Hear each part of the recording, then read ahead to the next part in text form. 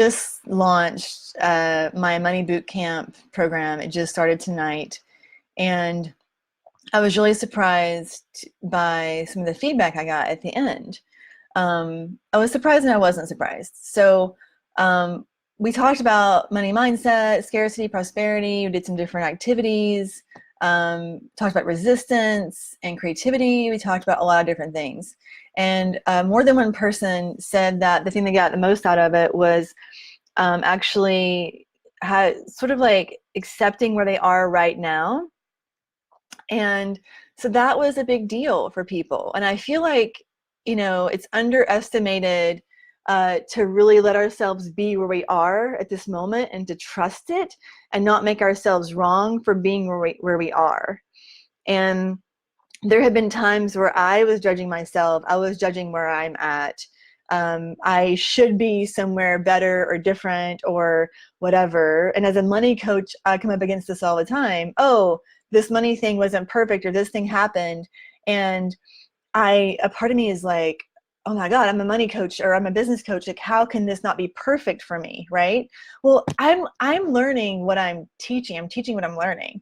So all of us are on the path of learning. And so letting ourselves be where we are and trusting that is huge.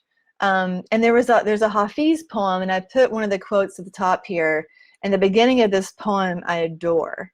It says, "The place where you are right now, God circled on a map for you." The place where you are right now, God circled on a map for you. So fully trusting in this moment exactly where you are on the map of your life. And what that does as well, you know those little maps, the mall that say you are here? If you can't figure out where you are on that map, you can't get to where you want to go.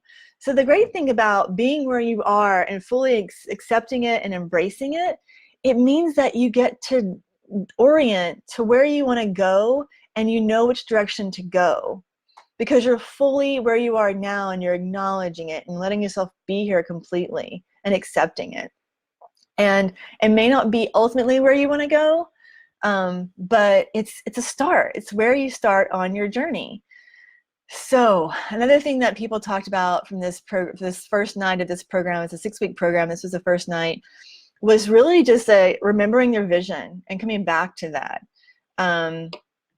Because it's easy when you're an entrepreneur to get, and I hear this all the time, and I experience this all the time. It's easy when you're an entrepreneur and you're working more or less alone to forget why you're doing what you're doing, because you know the eagle eye perspective versus the gopher are two different perspectives, right? So when we're down here doing the gopher thing and we're just like doing and digging and you know all this stuff, and it's like the grindstone, the daily, all the to-do list, the tasks, it's easy to forget what it looks like from above and that eagle perspective and the vision that we have and the long-term view. So how do we keep that vision? And that's one of the things I love about this program and creating community for entrepreneurs is that you get to have reminders. It's built into the program. It's part of what it is. And that's why I've always participated in a lot of group coaching programs because we need each other to have support and to create and to keep going and to get momentum and not get bogged down by those gopher tasks. And to create tasks that are alive for us and to clear the stuff out of our way to keep going and to move forward. So I hope this is inspiring, and I hope that you are totally where you are, letting yourself be there. And I'm going to post the entire Hafiz poem in the comments. All right, y'all, take care. Have a good night.